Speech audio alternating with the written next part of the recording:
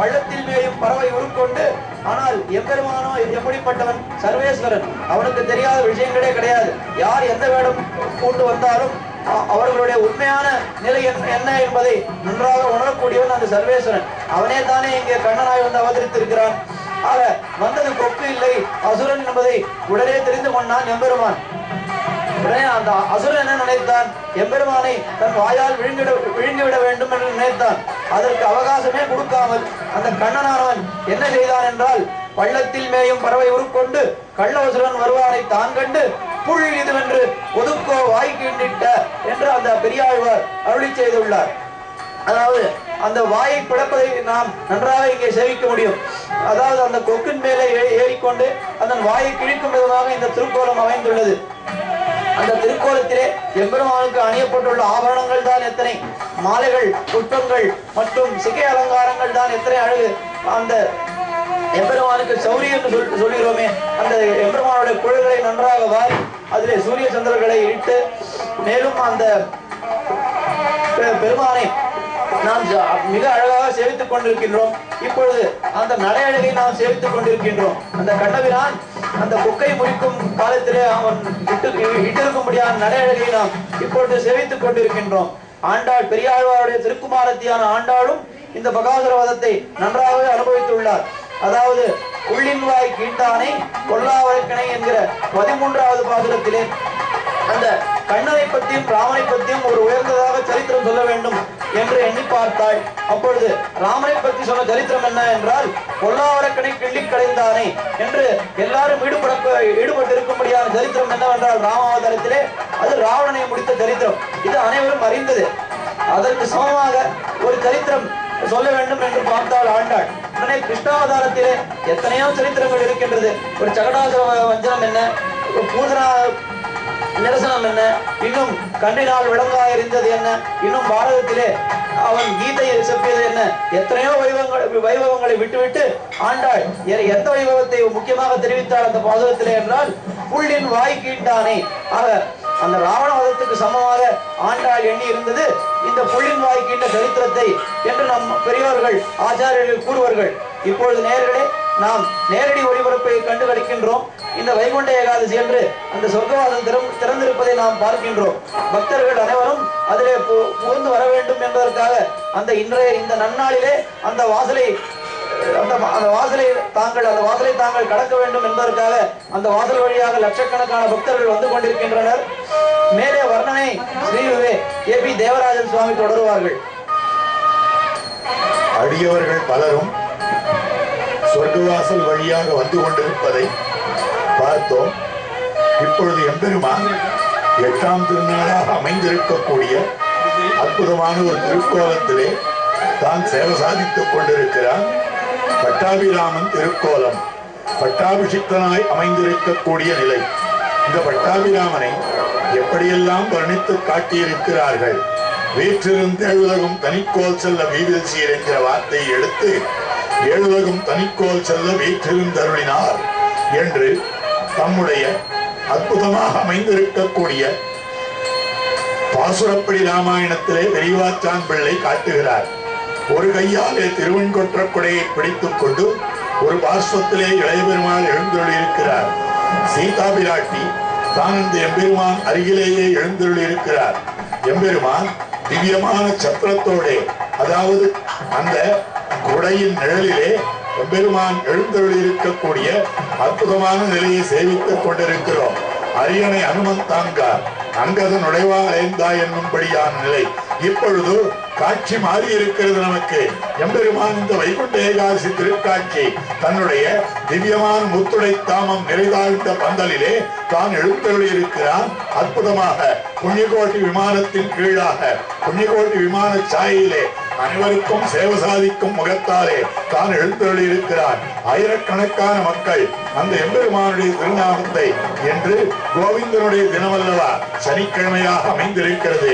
கோவிந்த நாமம் வரும்படியான கூடார வெல்லும் சீர் கோவிந்தன் அவன்தான் எதிரிலே எழுந்தருளியிருக்கிறான். இன்றைய நாள் பாட்டும் கூட மார்கழி மாசத்திலே கூடார வெல்லும் சீர் கோவிந்தா என்கிற பாசுரம். ஆக கோவிந்தனுடைய நாள் சனிக்கிழமை, கோவிந்தா என்கிற பாசுர நாள் இன்றைய தினமாக அமைந்திருக்கிறது. அடியவர்கள் அந்த எம்பெருமானுடைய அழகை சேவித்துக் கொண்டு அற்புதமாக கோவிந்தா கோவிந்தா என்று அழைத்துக் கொண்டிருக்கிறார்கள். ஏன் இது மார்கழி மாதமாக அமைந்திருக்கிறது? ஆண்டாளுக்கு உண்டானதான மாதம். இந்த மாதத்திலே ஆண்டாள் பரிசரத்திலே இருக்கக்கூடிய கிளியும் கூட கூட்டிலிருந்து கிளிய போதும் கோவிந்தா கோவிந்தா என்னழைக்கும். ஊட்டுப்படாது சிறப்பனாகில் உலகளந்தான் உயரக்கு என்று காட்டுகிறாள். அப்படி கோவிந்த நாமத்தை ஆண்டாளுடைய கிளி சொல்லுகிறது என்றால் அந்த கோவிந்த நாமமே வந்திருக்கக்கூடிய நன்னாளாக இது அமைந்திருக்கிறது. இப்பொழுது பகல் 10 9ஆம் திருநாளாக அமைந்திருக்கக்கூடியது. பெருமான் முரளிக்கண்ணன் திருக்கோலத்திலே சேவை சாதித்துக் கொண்டிருக்கிறார். எம்பெருமானுடைய குழலூதும்படியான அழகு. எம்பெருமான் 2 விதமாக குழலூதுவார். ஒரு விதம் நடந்து நடந்து குழலூதுதல். இதனை வர்ணிக்கிறார். கானகம்படி உலாவி உலாவி கரும் சிறுக்கன் குழல் ஊதின போது கானகத்திலே இங்கும் அங்குமாக உலாவினானாம். அப்பொழுது என்ன ஆயிற்று? மரங்கள் நின்று மது தாரைகள் பாயும், மலர்கள் வீழும், பலர் கொம்புகள் தாழும், இறங்கும் கோம்பும் திருமால் நின்று நின்ற பக்கம் நோக்கி அவசியும் குணமேனு காட்டப்பட்டது. இது ஒரு விதம். மற்றொரு விதம், அந்த பகவான் கோபியர்களை ஈர்ப்பதற்காக பிருந்தாவனத்திலே யமுனா நதி கரையிலே இங்கும் அங்குமாக எங்கு வேண்டுமென்னாலும் உயர்ந்ததொரு மரத்தை பார்த்து அதன் மீது தான் அமர்ந்து கொண்டு ஒரு காலை தொங்க விட்டுக் கொண்டு மற்றொரு திருவடியை தன் தொடையின் மீது இழுத்துக் கொண்டு தான் எழுந்தருளி அந்த குழலூதுவான். இந்த குழலூதும் ஓசையை கேட்ட ஆயர்கள் அனைவரும், ஆய்ச்சியர்கள் அனைவரும் கண்ணன் இருக்கக்கூடிய இடத்துக்கு ஓடி வந்து விடுவார்கள். உத்தவர் என்கிற மகாத்மா தான் விரும்புகிறார் இந்த சரித்திரத்தை சொல்லிதான் கோபிகைகள் பாதம் பட்டதாய் அமைந்திருக்கக்கூடிய பிருந்தாவனத்தில் ஒரு புல்லாக இருக்க வேண்டும், ஒரு பூண்டாக இருக்க வேண்டும் என்று ஆசைப்படுகிறார். எப்படிப்பட்ட கோபிகைகள் என்றால் தாங்கள் விட உண்ணாதவர்களான உறவினர்கள் அனைவரையும் விட்டுவிட்டு கண்ணனே எல்லா உறவினன் என்று அவனுடைய குழலூதும் ஓசையை கேட்டு ஓடி வந்தார்களே. அப்படிப்பட்ட அந்த கண்ணன் இப்படி குழலூதிக் கொண்டிருக்க அதிலே ஏற்பட்டிருக்கக்கூடிய மாறுபாடுகள் அற்புதமான மாறுபாடுகள். சிறுவிரல்கள் தடவி பரிமாறா, செங்கண் கோட செய்யவாய் கொப்பளிப்ப, குருவையர் குருவம் கூடலிப்ப, கோவிந்தன் குழல் குரு ஊதின போது என்ன ஆயிற்று? கோவிந்தனான் இந்த கண்ணன் குழல் ஊதின போது என்ன ஆயிற்று என்றால் பறவையின் கணங்கள் கூடு துறந்து வெட்டி சாழ்த்த மரங்களை உடைய காடுகளைப் போலே தாங்கள் விழுந்து கிடந்தனவாம் கீழே பறவையின் கணங்கள் கூடு துறந்து வந்து சூழ்ந்து படுகாடு கிடப்பா. கறவையின் கணங்கள் மாடுகள் என்ன, பசுக்கள் என்ன, கன்று குட்டிகள் என்ன, இந்த கறவை கூட்டங்கள், இந்த பசு கூட்டங்கள் அவை என்ன பண்ணின என்றால் அது கவிழ்ந்து வெங்கி செவியாட்டு இல்லாவே இப்பொழுது முத்து பந்தலிலே வைகுண்ட ஏகாதசி காட்சியை கண்டு கொண்டிருக்கிறோம்.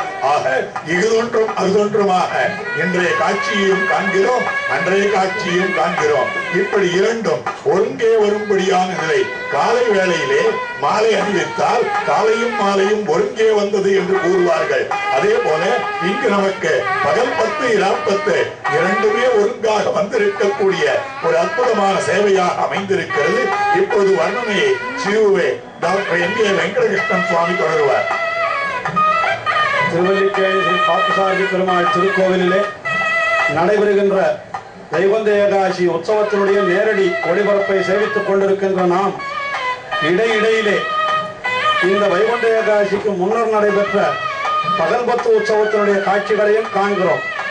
இந்த பகல் 10 உற்சவத்திலே 10 நாளும் எம்பெருமான் 10 விதமான திருக்கோலங்களை சாத்திக் கொண்டு எழுந்தருளியிருக்கிறான். அவனை ஆழ்வார்களும் ஆச்சாரியர்களும் அனுபவித்துக் கொண்டு அவன் திருமுன்பே எழுந்தோடு இருக்கின்றார்கள். இந்த ஆழ்வார்கள் ஆச்சாரியர்களைத்தான் இப்பொழுது நாம் காண்கின்றோம்.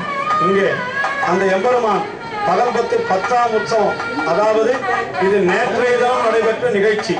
அன்றைய தினம் எம்பெருமான் நாச்சியார் திருக்கோலம் என்று சொல்லப்படுகின்ற ஒரு திருக்கோலத்திலே எழுந்தோடு இருக்கின்றான். அவனை ஆழ்வார்கள் சேவித்து மகிழ்கிறார்கள். சேவிக்கிற ஆச்சாரியர்களுடைய திருப்பவளத்திலே புன்முறுவலை பாருங்கள். எம்பெருமானை சேவித்து அப்படி மகிழ்கிறார்கள் ஆழ்வார்கள் அத்தனை பேரும். அவன் நாச்சியார் திருக்கோலத்திலே எழுந்தொழிருப்பதை காண்கிற பொழுது இன்னும் அவர்களுக்கு மகிழ்ச்சி அதிகமாக இருக்கிறதா. என்ன காரணம் என்றால், ஆழ்வார்கள் அத்தனை பேரும் அந்த நாச்சியாரிடத்திலே மிகவும் பற்று உடையவர்கள்.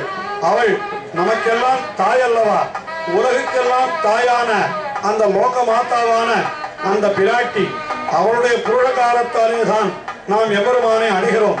அந்த பிராட்டியானவள் நமக்காக பரிந்து அவனிடத்திலே பேசி நம்மை அவனிடத்திலே சேர்க்கவில்லை என்றால் நாம் அந்த எம்பெருமானை அடைய முடியாது.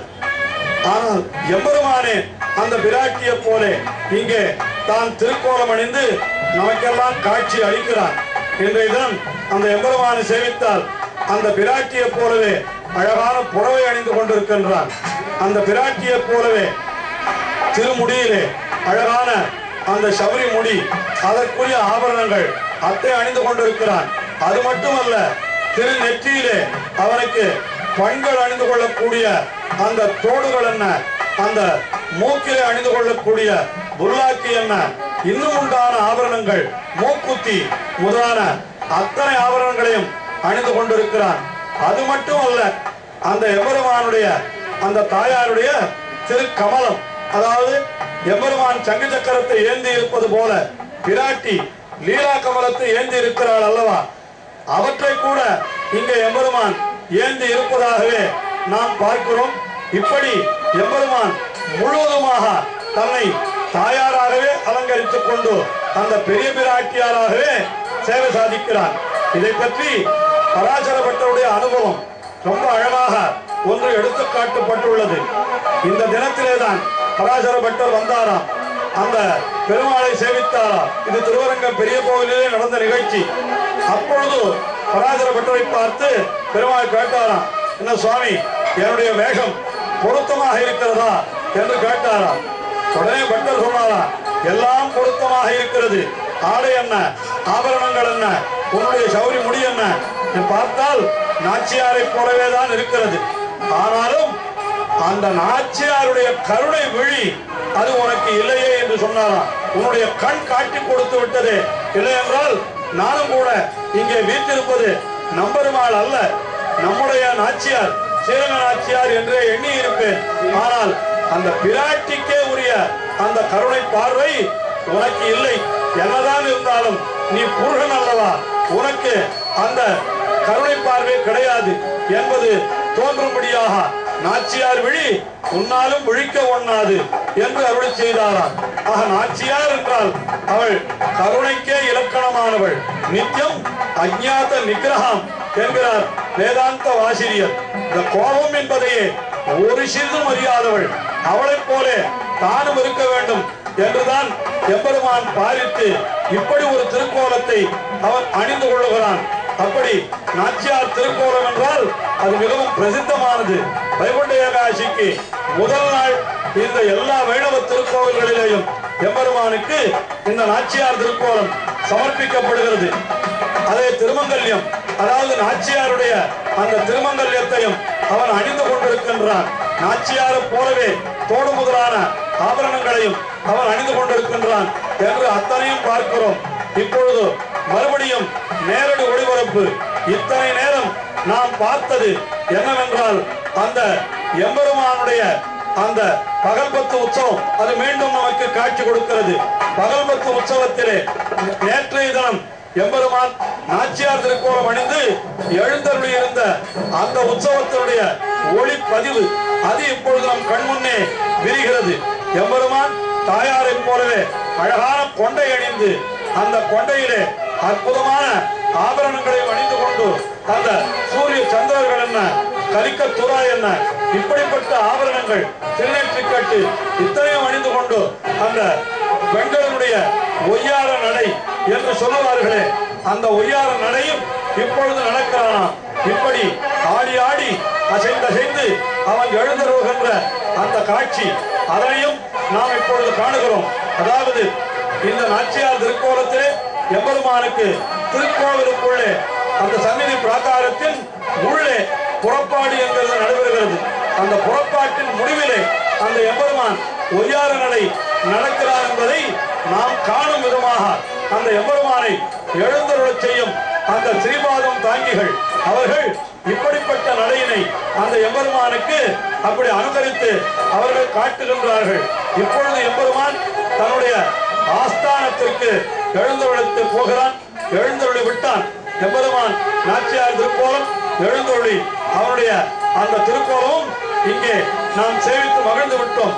ஆக இந்த வைகுண்ட ஏகாதசி அன்று நாம் அந்த எம்பெருமானை முழுவதுமாக அனுபவிக்க வேண்டும் என்றால் பகல் 10 உற்சவம் முதல் நாள் தொடங்கி இன்றைய தினம் 11வது நாள் இன்று வரை ஒவ்வொரு திருக்கோலமாக வேங்கடகிருஷ்ணன் திருக்கோலம் என்ன, அதே போல வேணுகோபாலன் திருக்கோலம் என்ன, இன்னும் உண்டான திருக்கோலங்கள் பகாசுர வதம், ஏணிக்கண்ணன் என்று பட்டாபிராமன், கடைசியாக நாச்சியார் திருக்கோலம் என்று 10 நாள்கள் 10 திருக்கோலத்தோடு பார்த்தோம். இப்பொழுது திருமாவணி மண்டபத்திலே எம்பெருமான் வீற்றிருக்கிறான். இன்றைய தினம் வீற்றிருக்கிற இந்த திருக்கோலத்தை இன்று இரவு 10 மணி வரை பக்தர்கள் அத்தனை பேரும் வந்து சேவிக்கலாம். எல்லோரும் நேரிலே வந்து சேவித்து அந்த எம்பெருமானுடைய கிருபையை பெற வேண்டும் என்று கேட்டுக்கொள்கிறேன். பிருந்தாரண்ய நிவாசாய பலராமானுஜாய ருக்மிணி பிராணநாதாய பார்த்தசூதாய மங்களம். ஸ்ரீமத்யை விட்டு சித்தார்ய மனோநந்தன கேதவே நந்தநந்தன சுந்தரியை கோதாயை நித்யமங்கலம். ஸ்ரீமதே ரம்யஜா மாத்ரு முனீந்திராய மகாத்மனே ஸ்ரீரங்கவாசினே பூயாத் நித்யஸ்ரீ நித்யமங்கலம். நேரடி ஒளிபரப்பிலிருந்து நேயர்கள் இடத்திலிருந்து விடைபெறுகிறோம். வணக்கம்.